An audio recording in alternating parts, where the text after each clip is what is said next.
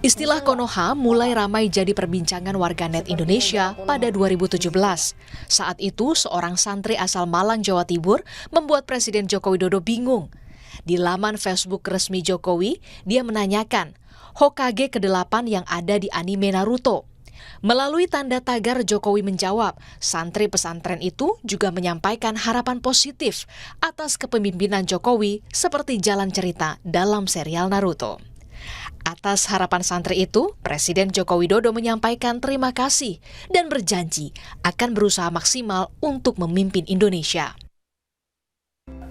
Pak, saya mau nanya, siapakah yang menjadi Hokage ke-8 di dalam anime Naruto? Ya Dian, saya harus ngomong apa adanya ya. Saya nggak tahu Hokage ke-8 Naruto, saya nggak ngerti. Jadi kalau saya jawab nanti saya mah keliru. Jadi tolong buatin video lagi, jelasin ke saya Hokage ke-8 itu apa, kemudian Naruto itu siapa gitu.